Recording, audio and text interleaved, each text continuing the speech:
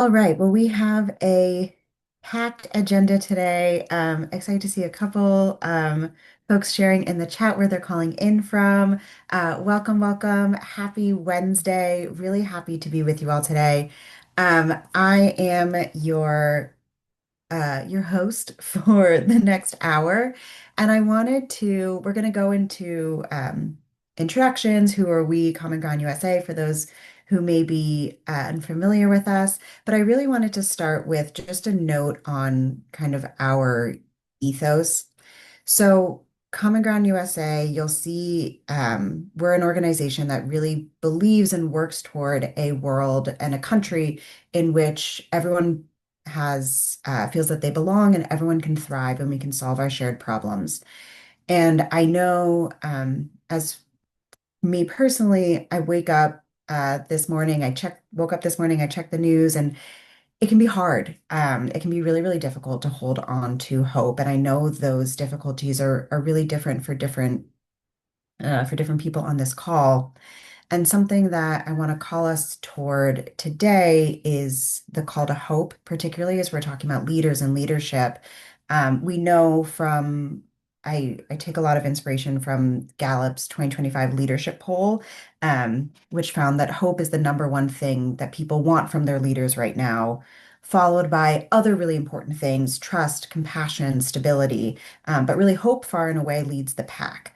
And I'm really grateful that we have three leaders who are joining us today who help exemplify that value of hope. And as we wade into some difficult topics today, I want to acknowledge that people are feeling overwhelmed and anxious. And at Common Ground USA, and if I can speak for our three guest speakers, our calling is really to carry light through the darkness. So as we move forward, who who is Common Ground USA? Sadia, you can go to the next slide. Um, so we are a nonpartisan 501(c)(3) initiative of Search for Common Ground, which is the world's oldest and largest peace-building organization with operations around the world. And I see a couple of our global colleagues on the call, which is really exciting to me.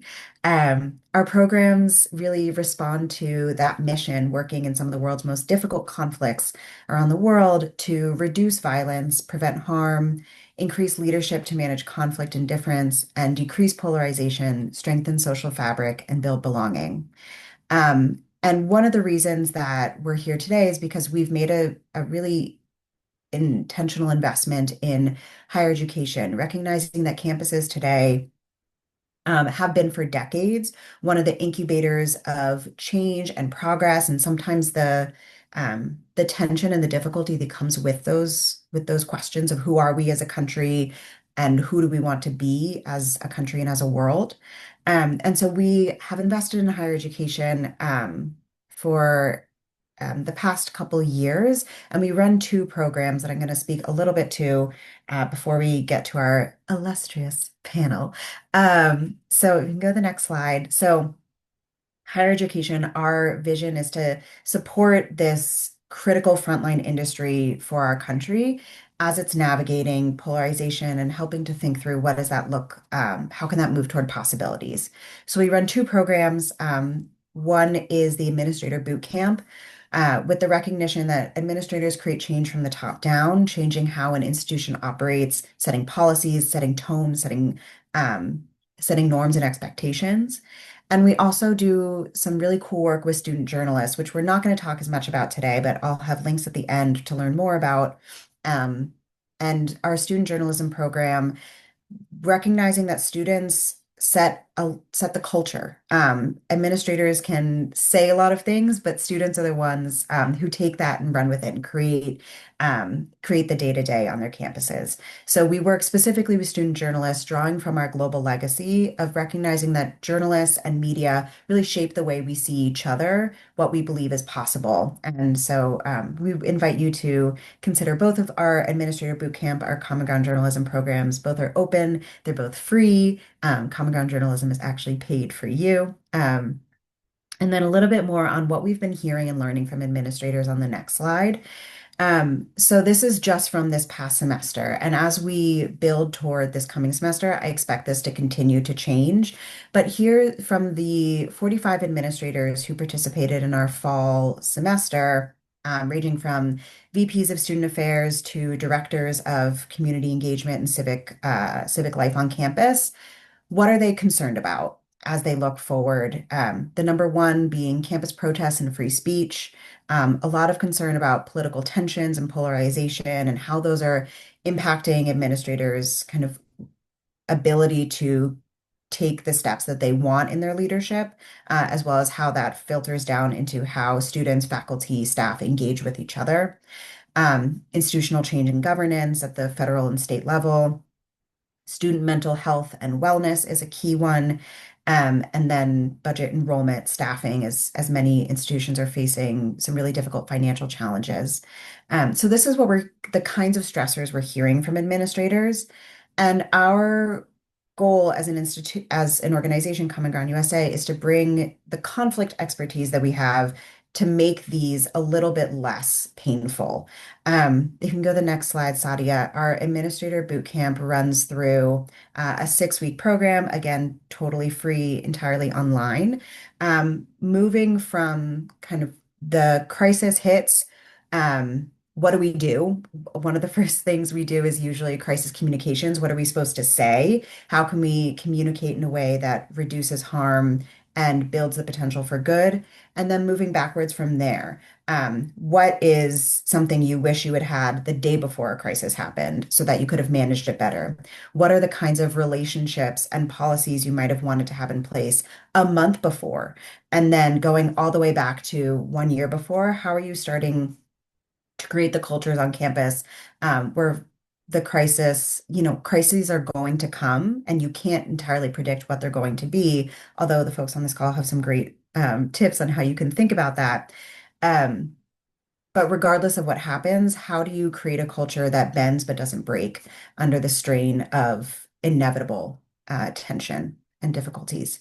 And then we conclude with action planning. And some of the action plans that came out, just to add a little bit of color to this, of our fall semester, we had folks work on standing up a crisis response team on their campus. Of course, people call this different things. We had folks think about what is a dialogue plan that we want to have in place so that when something happens in the country that we want to respond to as a campus, we have an idea of how do we roll that out amongst our students and guidelines for resident assistants who want to host dialogues and conversations about what's happened. We had folks think about how do we train department heads on how to manage controversy in the classroom and disseminate that down in their departments. We had folks who were interested in building up mental health infrastructure on campus and trying new things to support student wellness. So it's really a range of however the administrators who are coming to us see conflict, how they choose to apply this to their own campuses. So I'm going to stop there, but we'll hear more about what does this actually look like really concretely on um, at institutions across the country as we move into our introducing our wonderful guest speakers. So we have, um, and pardon me for reading, but I don't want to get it wrong. We have Dr. Kendrick Durham is a strategic higher education leader with more than 20 years of experience in student affairs, including senior cabinet level and interim vice presidential roles. He currently serves as the Dean of Students at Center College, where he has led initiatives in retention, student wellness, crisis management, and cross-campus collaboration while overseeing multiple functional areas like residence life, civic engagement, campus activities, and student conduct. We have with us Emily Ferguson-Steger, who began her career teaching fifth grade, which I think you'll be able to tell, before transitioning to higher education in 2005, joining the University of Montana's undergraduate admissions office as minority admissions counselor, and over the years holding multiple leadership roles, including director of undergraduate admissions and since 2021, director of student engagement at the University Center. And finally, we have Dr. Alfredo Medina Jr., who is Vice President for Inclusive Culture and Belonging at Bennington College, and he also serves as the Title IX coordinator, bringing over 25 years of leadership in higher education and the nonprofit sector.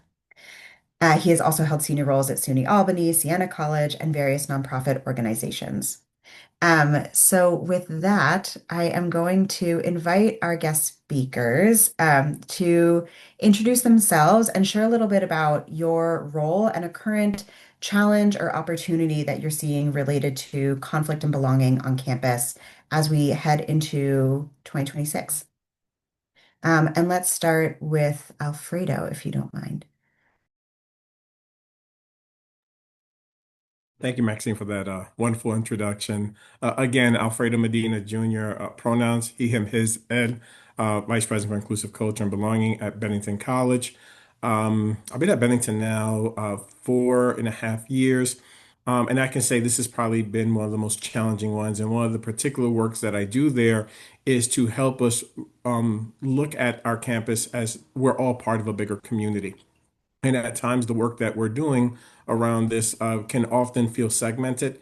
And so, a lot of my work really is cutting across from our faculty, staff, and students, including our board of directors, alumni engagement, to look at ways that we can ensure that we all feel that we belong at this institution and that community is really what drives the ways that we show up to work, to study, to live at Bennington College and in ways to make space for the different identities that often show up in conversations and different spaces, and finding ways that I can sort of be the person who kind of helps to shepherd that along and mediate that work. So that's a lot of the work that I do at Bennington College. Thanks, Alfredo. Emily, what about you? Good morning, everyone. Thank you for that introduction. So happy to be with everyone today. Again, my name is Emily Ferguson-Steger, and I am at the University of Montana, which is a unique institution. We have 2-year, 4-year, and graduate studies. And so it pulls in a really diverse group of students and stakeholders. And one of the biggest challenges, similar to Alfredo, is belonging. And how can everyone see themselves in the institution? We just adopted a new motto, the Montana Way, and helping campus understand that there is not just one blueprint for what the Montana Way is and how many different individuals in all walks of life, whether you're on the student side, the faculty, the staff side, or either and even stakeholders like alumni and donors can see themselves as Montana, even though those personalities, those personhoods, and how one identified should be very, very different. So we're walking into an exciting time that is not easy, but I think we are bracing for the opportunity to continue a dialogue that will persist for years to come. Thank you, Emily. Kendrick, what about you? As the others have said, thank you, Maxine, for the introduction. Again, am Kendrick Durham, and I am at Center College, which is a small private liberal arts institution in central Kentucky. We're about 30 miles south of Lexington, 70 miles south of Louisville, southeast of Louisville, that is. And we're primarily residential at this institution. And so students are spending a lot of time with each other, not just going to classes, but living and learning together. And as the others have mentioned, we've been focused on how do we help students feel like Center is their home? How do we help them feel that they can be their authentic selves on campus? And part of that is not laying down parts of your identity that may go against the grain or may be different than those who are around you. And how do we talk about those differences and learn from one another? And one of our big initiatives right now is helping students to see advancement in soft skills, not just the academic advancement, but also how am I going to market myself to an employer as having skills that might be different and better than others in the marketplace right now. And so part of that is learning how to dialogue with people who are not the same as you and work through differences and find solutions. That's what we should be doing in higher ed. And so that's one of our big challenges now, along with every other small institution, making sure that students feel like this is their home so that they can retain and get a degree in 4 years. So. Thank you so much. Kendrick, I'm going to go back to you. What capacities do you think institutions should strengthen now to be better prepared for future crises as we enter this new year? Sure. And I'm going to look at this through two different lenses. I want to look at it through the macro lens and the micro lens. On the macro side, I want to talk about higher ed institutions in general. I think anybody who's paid attention to the news has seen that there's been a loss of confidence or trust in higher education on the whole of late. And what we have to do is help people see that institutions of higher education are not indoctrinating students to ways of thinking, right? We're teaching students how to think. And we have to regain the trust through living out our missions, through our programs, and as institutional leaders, we have to get that trust of our communities, but also the general public. And we do that through navigating difficult conversations, through creating communities of belonging, and helping people nurture the learning that should be taking place through dialogue and learning from one another on campuses. So that's in more of the macro sense. In terms of the micro sense, what can I do on my campus to move the ball down the court, so to speak? I think, first of all, as an institution, you have to prioritize dialogue and having difficult conversations, right? Institutions of higher education should be where difficult conversations are taking place. I think Emily alluded to this a few minutes ago. And so we want to set the tone as well as guardrails for what those conversations would look like on campus, and prioritize learning through dialogue. Secondly, I think we need to prioritize training, making sure at all levels of the organization that folks are trained on de-escalation, they're trained on constructive dialogue, crucial conversations, other similar trainings where we can support open dialogue and having honest conversations with one another, whether it's student to faculty, student to staff, staff to staff, faculty to faculty, faculty to staff. I think I covered all those connections. As well as to our different constituent groups, alumni and community members, et cetera. And also, I think speaking of policies, we have to make sure that our institutional policies are reviewed by leaders and that we are following those. I think anytime a crisis comes up, the first thing you have to ask yourself is, what does our policy say? Because that's the guiding North Star for how you should approach a situation, is making sure that you're sticking by your policy. So you need to review your policies in advance and make sure that they're covering the areas that you think that are needed. And that's something that should be an ongoing thing, as well as looking at maybe having tabletop exercises and doing things along the way to polish those and make sure that people are aware of what they are and how they fit into the different roles on campus. I would say making sure we show institutional support for spaces and programs where dialogue can take place. It's living out our mission, living out our priorities through putting our money where our mouth is, so to speak, and our resources. And then lastly, I think honest and open, transparent communication from leadership in an institution. If something is happening, and I think Maxine mentioned this as part of the boot camp overview, you have to communicate early and often, and you have to make sure that you are doing so in such a way that it moves the conflict or crisis toward a resolution without inflaming things, without creating more questions. And so that's something that several leaders on campus, communication staff, and otherwise are going to be involved with. So I think on a very high level, those are the pieces that I would lead off with.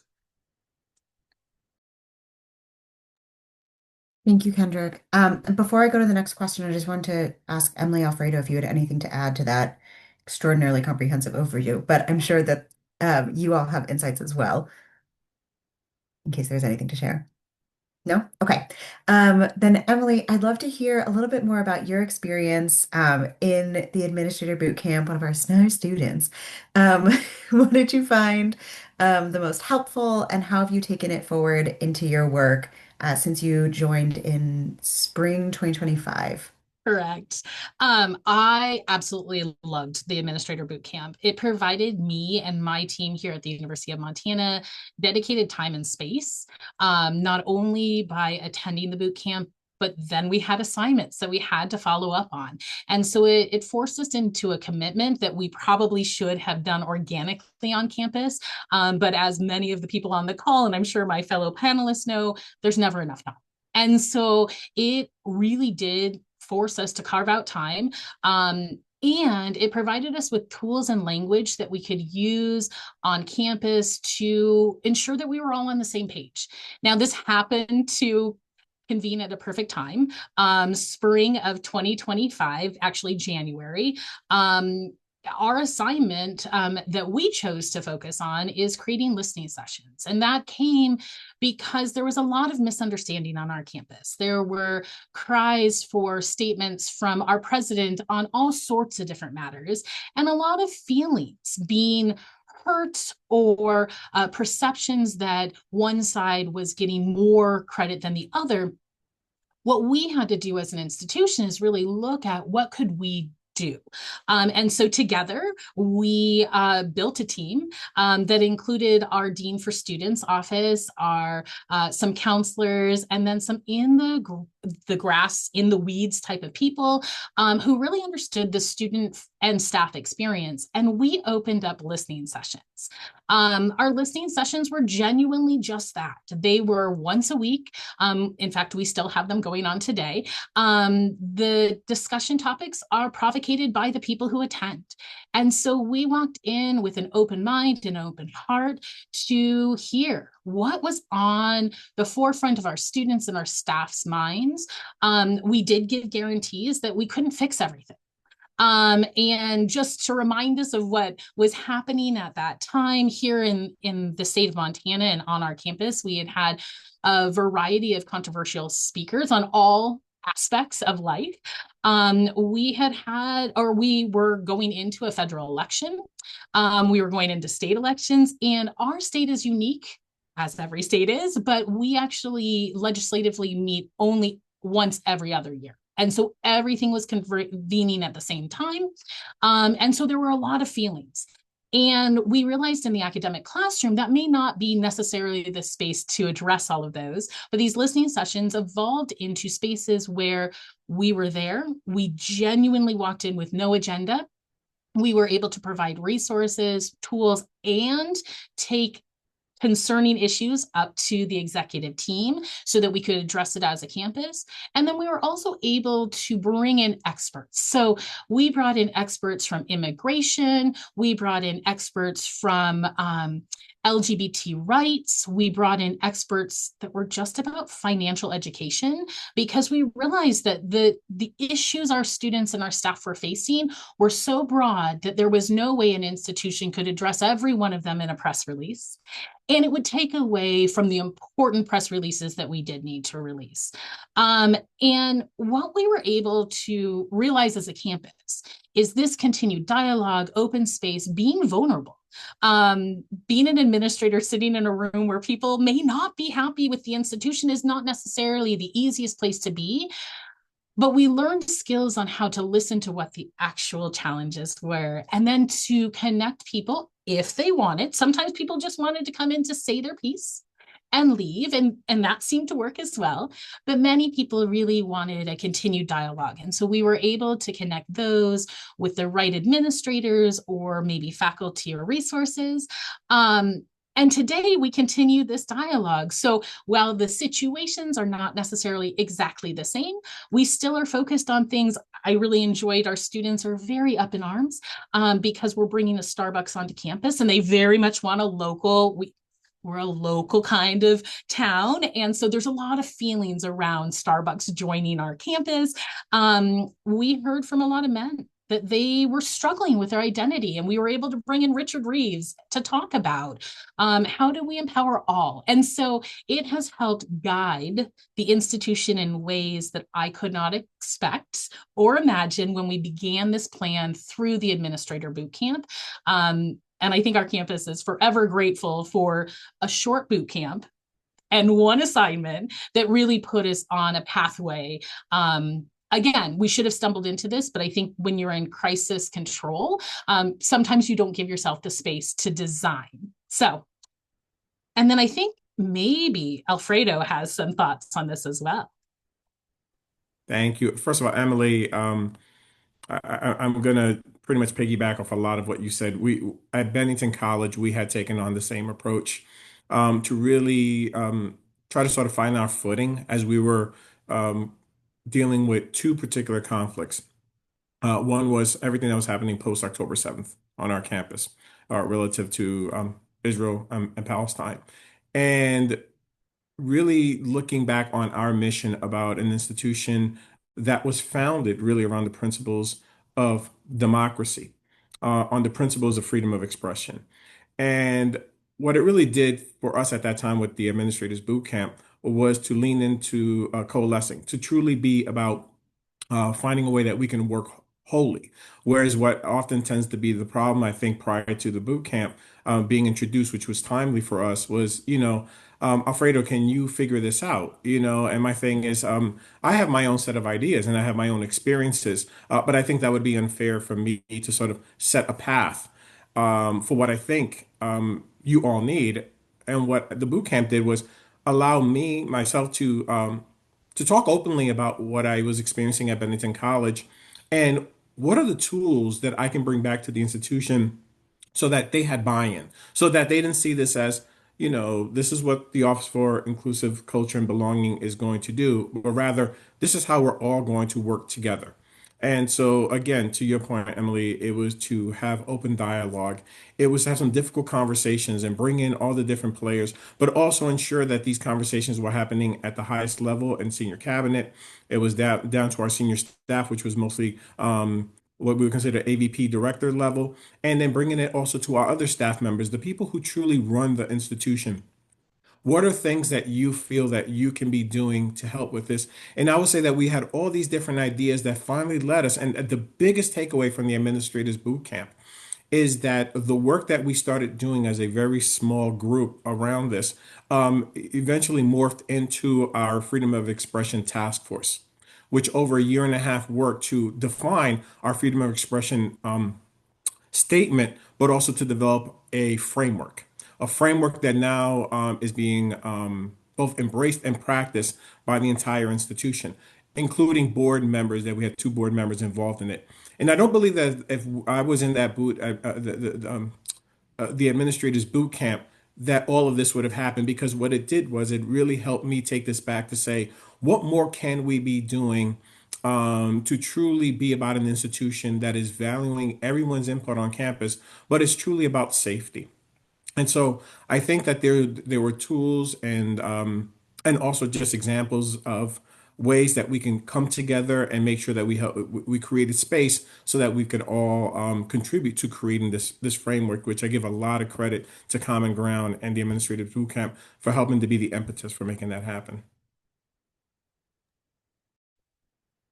That was really exciting. Thank you both. I haven't heard you articulate that in so many words before, and I'm just really grateful for your work on your campuses. Alfredo, going back to you, if you could, so one thing I hear a lot from administrators is how deeply stressful this time is on a personal level and professional. But that really bleeds into the personal. And I'm wondering if you could give one piece of advice to a fellow administrator who's feeling overwhelmed by campus tensions and off-campus tensions that are impacting your campus, what would you tell them? Um, as someone who's just dealt with this for the past year, I reflect on everything that we went through together, but me on a personal level, feeling this weight of having to navigate all these, what I found to be problematic and asinine executive orders about what DI is or isn't. What I often found myself is always trying to find a solution immediately. And if there's one advice I can say is that it's okay to sit with a challenge and not have an answer. And for you, if you're the leader of the one who's supposed to bring people together, that it's okay for you to not have that answer and to lean in a little bit to being more vulnerable and to give yourself grace when you don't have that. That's a hard thing for folks to do. And I will only speak from my own experience as a person of color, as an Afro-Indigenous person. I've never been really afforded an opportunity to sort of say, give myself grace. Like I have to always figure out a way to demonstrate to everyone not only my value as an administrator, but that it's my job to sort of save you. And I realized this past year that that's not my role, that my role is not here to save the institution. So please, to fellow administrators who are under that tension where it's creating anxiety, it's making you go home with it, and you're waking up in the middle of the night trying to figure things out, or you're in the shower like I do trying to figure out what I'm going to do today differently. It's okay to shut off. It's okay to disconnect.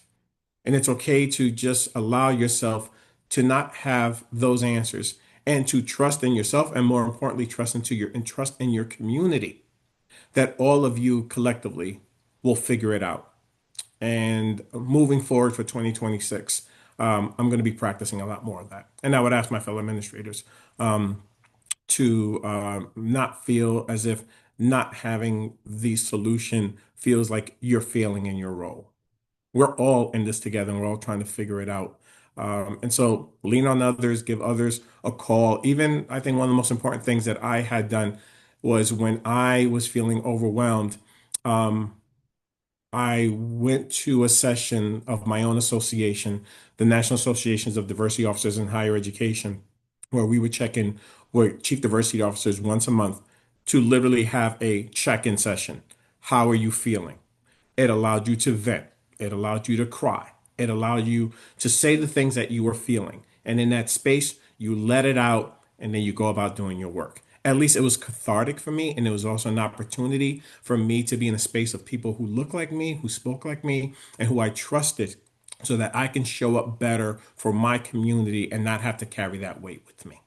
So that's probably more than one, but it's a complex advice of a lot of things you could be doing. And the takeaway from this is take care of yourself first.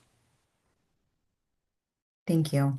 As I was asking the question, I'm like, I don't think there is one piece of advice, so I'm glad you didn't stick to it. Um, Emily, Kendrick, is there anything that you all would add to what Alfredo shared before we move on to our next question?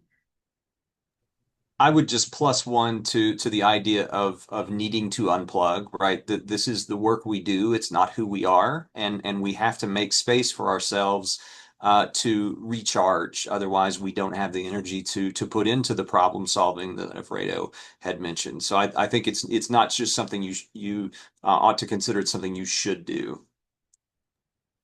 And dovetailing on both gentlemen, Alfredo, I think in particular, it demonstrates to those that are watching, those that see us as mentors, that we're not just speaking it, we're actually practicing it. And I think, Alfredo, this last year was the year that I had to find that, as well as taking deep breaths and saying I couldn't go to everything.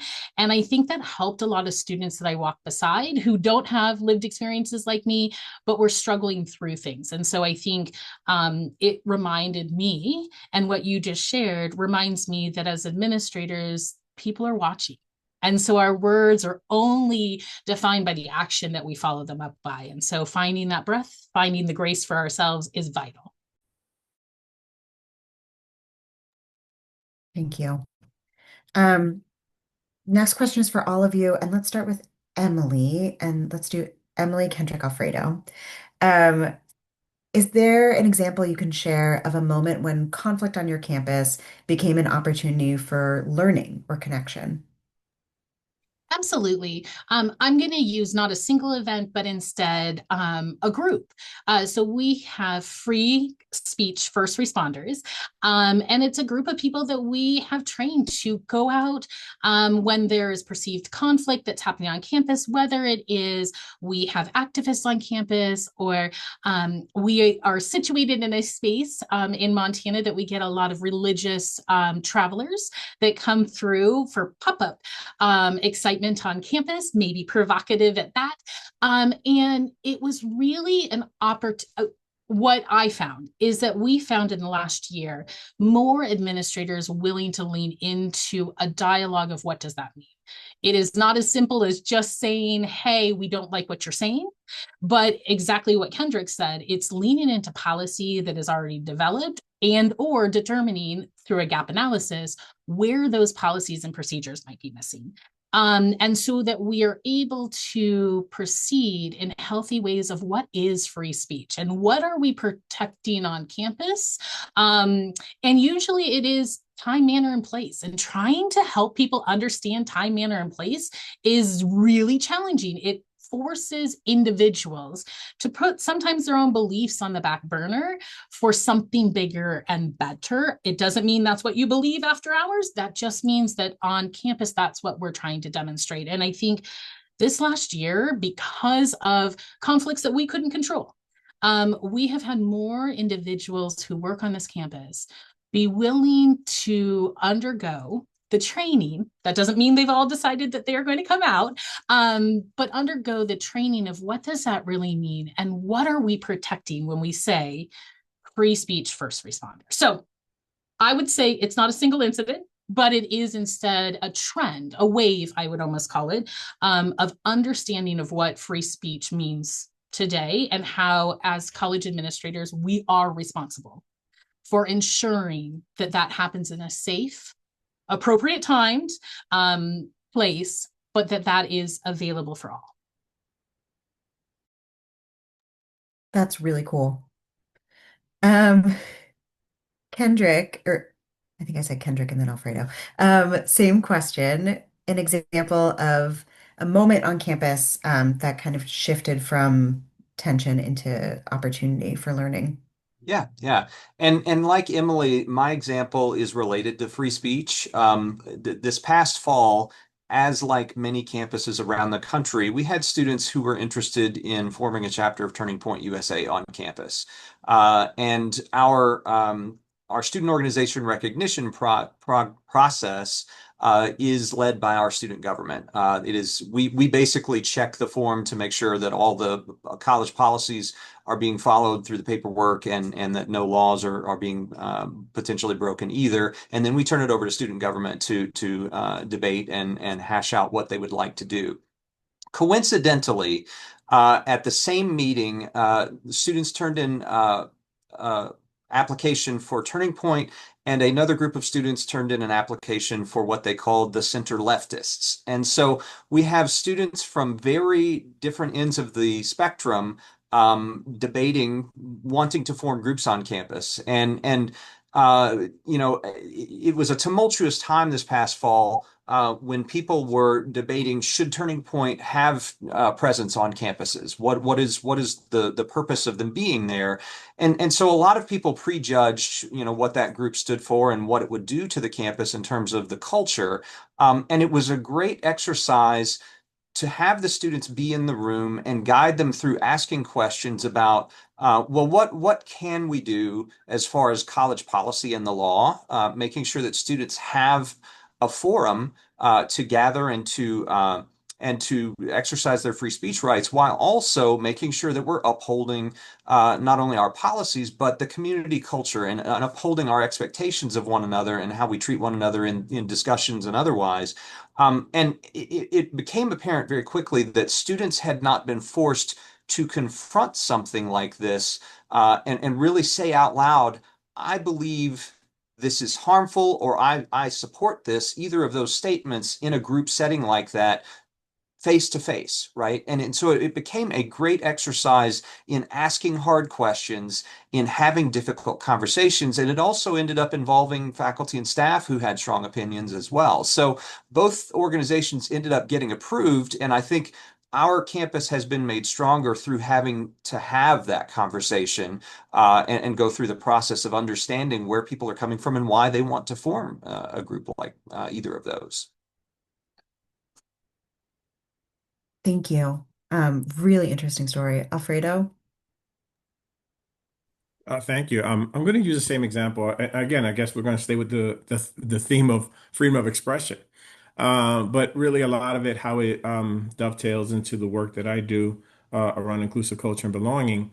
And that takes us back to 23, 24, around the time where we're having all this tension around Israel-Palestine. One of the things that became an opportunity for learning, with many faculty and students of Jewish identity coming to me, helping me, and both finding a way that we could all work together to break away from this monolithic view of what it means to be Jewish, right? To begin to learn about both the ancestry, to learn about its history, to learn about culturally versus religious, and to really begin to recognize many students who are Jewish who are attending Bennington who often don't talk about it for the very reasons of feeling targeted or for feeling as if it was just that I was. And what we did is we took that as an opportunity to say, well, again, we don't want to put this labor on you. What can we be doing to help raise awareness about what Jewish identity means, and specifically what this Jewish identity means at Bennington, because the overwhelming majority of students of Jewish heritage, both who practice religiously and culturally, all happen to be queer students. So these are students who are not just Jewish, but they're trans, right? Non-binary, gender fluid. And we have many of our students there that said it's hard enough already being part of, being Jewish and feeling targeted. But also the fact that we self-identify as being queer, we want people to understand that, we are very much different than what the media is putting out there. So the opportunity we took was to better understand from them, to give them voice, to give them platform, to help talk about through storytelling what those experiences are like. And to also ask, well, what is it that would make you feel like you belong? We took this both as an opportunity for them, for us to all learn collectively as a community, and then how we ended up. One of the things that many Jewish students came to me as saying is, we feel like we're invisible here at Bennington. And this is where we all started learning more about Shabbat and attending them. We began to look at ways that we can provide them with the resources that they needed in order to have spaces to have to have those conversations among themselves, because it felt fragmented for many of our Jewish students. And lastly, what we do annually now is we have a big Passover event with the Jewish community, both in Bennington and Bennington County. And we have well over 100 attendees. I attended my first Passover 2 years ago. Had no idea how long it was, but I'll tell you right now, I enjoyed all the traditions that came with it. I enjoyed the foods, but more importantly, company of a lot of folks who looked different from me, who had a different religious identity, who were culturally Jewish, and to just share that space with me and make me feel like I belong. Because I asked the same question.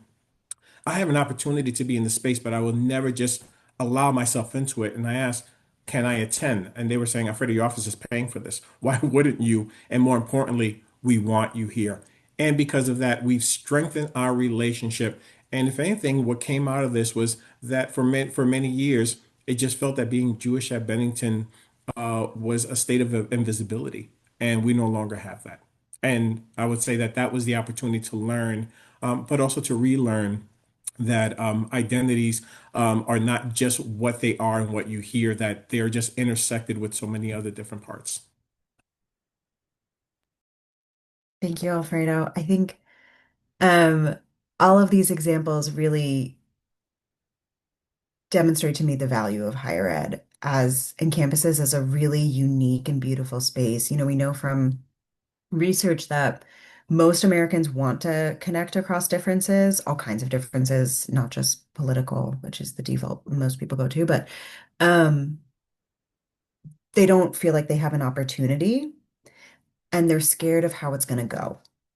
And what campuses can create is a structured opportunity to just dip a toe and then maybe jump all the way in and attend a Passover Seder, or attend that first responder training and then jump in and become a or a free speech first responder. Um, it's a really beautiful environment that you're able to create those learning experiences, which are so much richer than reading something on a page and incredibly preferred to getting into a debate with someone different from you on social media. Um, so I'm so grateful that you all see that opportunity and create more openings for it on the campuses that you lead.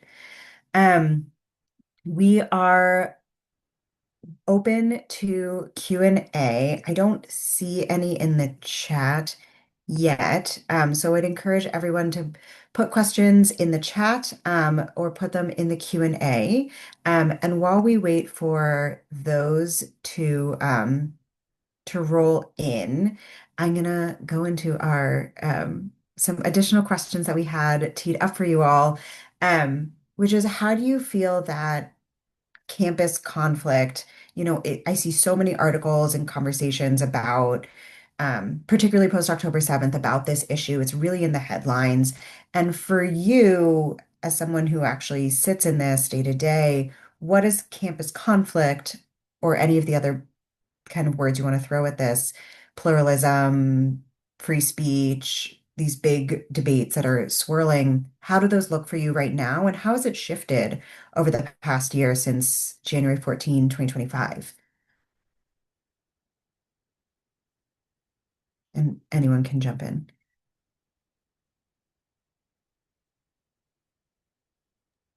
I'll just jump in since I'm already on a roll here. Thank you, Alfredo. I think for us, conflict has now, I mean, conflict will always exist.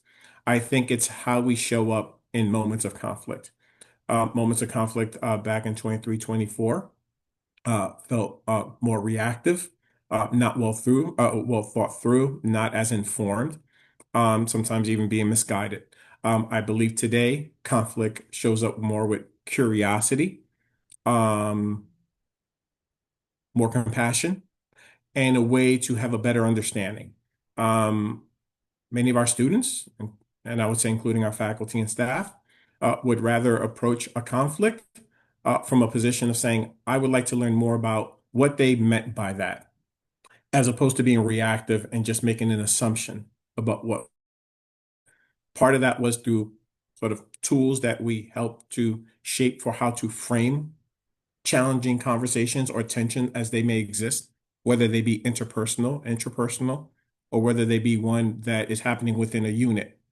And one of the things that I learned from this is that framing is so important because you could take it upon as I'm going to check this off and address this resolution and not allow the folks who are having this tension to have agency. And one of the most important things that we like to do today is to empower folks that when they feel tension, go to that place that can make that could feel visceral or it can feel like, this is sort of us against them, is to dig in a little bit deeper and to try to get a better understanding of why do you think that feeling is manifesting in you in the way that it does. It can feel somewhat more like informed based, like what we could consider to be a trauma-informed care, but doing it through a way of doing conflict that allows you to show up in ways where you get to sort of control how you show up. So a lot of this isn't just about, addressing the conflict, but it really is to help folks and then give them the tools to better understand why you feel the way you do. How do you broaden your perspectives as to why you came into this and that space? And I do a lot of this mediation as sort of the de facto ombuds person for the college to help create the space for when folks have this tension is let's walk through this and let's work through it together. So more curiosity, more willingness to expand your perspective, and a little bit more compassion, which was definitely different than 2 years ago. So I'm proud of our community for moving in that direction. That is really refreshing. Thank you, Alfredo. Emily, you came off mute. What would you add? I would add, I think that for our campus of just over 10,000 public, predominantly white institution in Montana, I would say we're seeing some of what Alfredo has mentioned. But we're also seeing a lot of fatigue from our students. I think we are finding, even at our diversity conference this year, the lack of attendance. I think people are hitting a precipice where what we are seeing in our engagement activities, if our makerspace does like put patches on a jacket, 100 students will show up for that. It is low risk. It is they're visiting with people on non-controversial topics. They are ironing something on. And so we are seeing a lot of students who are really slugging through. They are certainly doing the right things, but they're really struggling to continue to dialogue at this moment. And so we keep putting opportunities in front of them, but we're also realizing, and I think how long have I been at the university? 21 years at the University of Montana as a staff member. We're just seeing that there is a little bit of a pause here. And I think students are connecting as individuals and they're going back to an old style of they're not talking about politics, finances, religion. And I don't necessarily think we can stay here. In my role, I'm going to continue to push that gamut of let's get into healthy conversation. But I also truly believe in working with my student life team. There is a moment of pause for people to find that common thread that pulls us together before we waylay into some tough conversations, but providing outlets for those students that are in the space that really do want to walk through and work through conflict for mutually beneficial outcomes. That really resonates. Sorry, Kendrick, go ahead. No, I was just going to add on. I've seen that, some of our own students as well, and especially with our first years this past fall, there was a lot of tentativeness about what am I stepping into here, and is it a safe place to talk about X, Y, or Z, right, or to present a certain aspect of my identity, and so that's been something that's been interesting to work through, and like Emily, the activities that the traditional activities that take place on a campus, we've seen changes and shifts in the way that students are engaging with one another and with the institution. And so I think that's something that we've got to be intentional about, and we have to make sure that we are presenting opportunities to have those well-rounded students, come out of our institutions. I would say this, you mentioned the past year. I think us as an institution, several things, not just with the national tenor, but also things that have happened on campus. I think we've had an opportunity as an institution to further clarify our values and what it means to be a member of our community. I think that's something that was more implied in the past, but there have been opportunities where we felt like through different methods, we needed to be more direct about that at different opportunities over the past year. And so that's something that I think we've leaned into as an institution to say, here's what we stand for, here's what we support, and here's what it means to be a part of this community. I love making the implicit explicit. And it sounds like you're doing it in a really healthy way that also brings people along for the ride. Um, I want to get to a question we had in the chat, which is I think it was Kendrick, you talked about this concept of indoctrination as part of the public distrust in higher education. I'm wondering if, and the person in the chat asked just to share a little bit more about what you mean by that and how you're seeing, as a leader, sort of representing an institution and by extension representing higher education. How is that coming up for you?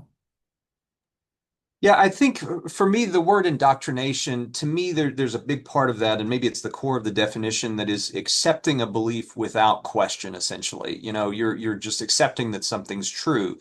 And I think for those who have not been in the higher ed space, there's a belief that you have a curriculum at an institution that says you should believe these things, these five or these 20 things, and you will leave here being a changed person because we will tell you what you need to think. And for me, that's antithetical to what it means to go through and get an education at any college or university. What we want people to do is be critical thinkers and to challenge one another, to challenge the material, right, regardless of the course that you're in. And to me, that's kind of the opposite of being indoctrinated. It's learning how to be a critical thinker and learning how to be a person who can challenge whatever is in front of you critically and help move things along. That's what we do through research and discussion and discourse. And it's something that I hold dear. I think most people who work in the higher education realm do as well because it's exciting to, there's a process of discovery and finding out new information and that can't be done if all we're doing is saying, here are the tenets of, a center college degree. You will believe these things when you leave. We will make sure that this is how you think. And that's not what any of us do.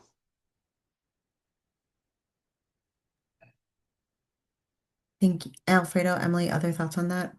Yeah, no, very well said, Kendrick. What I'd like to add, just as a perspective to the term indoctrination, is to think about how, in ways that people just accept everything as an absolute or truth, just because it is much easier to do that than to truly have an opportunity for discovery, to have some truth telling, to truly think about what it means to unlearn something that has been part of you since as far as back as you can remember. And now you're telling somebody to unlearn that and to relearn this. Um, you know, that's challenging in itself. And I think that indoctrination isn't something that just starts with someone just pounding you over the head with a particular belief system. And then you come out and you just say, I don't want to hear anything else. I think that there are many folks who just very passively take on this indoctrination because it's far easier to show up in ways that doesn't require you to do the work. And I know that many of the folks who are my circle, folks who are different from me, from different lived experiences, who had to unlearn and relearn everything, had to have been probably some of the most uncomfortable things they've ever had to go through. And knowing that moving forward for the rest of their life, it's worth it because to unlearn something really requires you to show up in a way that helps you actually be more proactive in the work that you're trying to do to really create really a more pluralistic environment that everyone belongs. And I'll go to say that I think that there's going to be, some more challenges to the ways that we think about indoctrination, but at least at college campuses, at least in the college campus that I work at, I do tend to see that our students tend to be very more far leftist, right, in the ways that they see it. What I'm always trying to say to them is, well, let's take that perspective, right, of the ways that maybe you've been banged over the head to think about about something a certain way, is because it creates safety for you. What does it feel to just feel a little bit unsafe to allow a little perspective in? But that's not to say that you're going to abandon all your beliefs. It's how do you make space for more for a different type of belief system?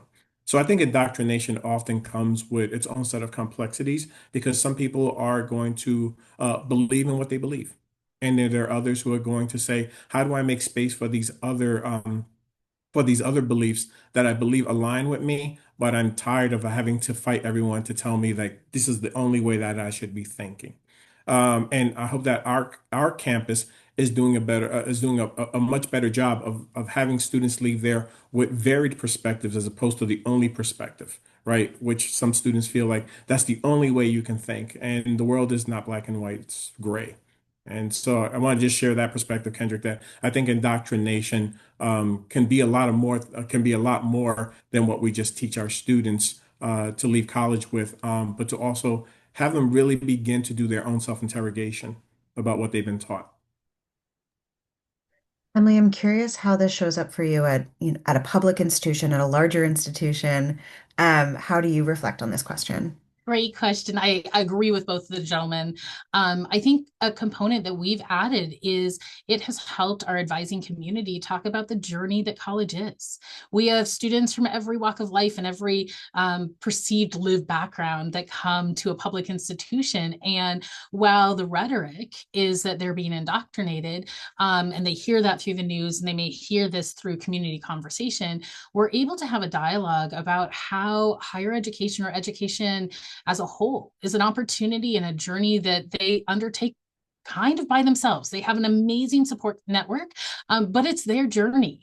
And that word, that idea that somehow we are taking that away, it has actually empowered us to have conversations about the journey that the students are going to go through, that they're in, that they may continue going through, in ways that we weren't able to before that dreaded word was out there and put against the concept of education and learning the multiple perspectives that are in the world. And so we have taken it as an opportunity to really help the advising community, but our whole campus lean into this is your journey. You make the college experience at the University of Montana what you will, and we will set some foundations that are for community safety and for your educational pursuits, but we're not going to tell you what this journey looks like. I love that framing. Thank you all for grappling with what I know is a really complicated question. As we close out, Sadia, if you could throw the last slide on the screen. Um, I want to send so much deep, deep gratitude. Kendrick, Emily, and Alfredo, I learned a ton from this conversation. Got a whole new page, 2 pages of notes, and things I've just learned from you all. I invite everyone to stay involved with us to continue to grow your leadership, continue the conversation through our free programs for administrators and student journalists this semester. We have a QR code and the link up on the screen. And if anyone wants to get in touch with me personally, my information is there as well. Um, Thank you so, so much to all of you for showing up, to our three panelists, and wishing you all a beautiful rest of your Wednesday. And a very happy birthday to Sadia Qureshi. Take care, everyone.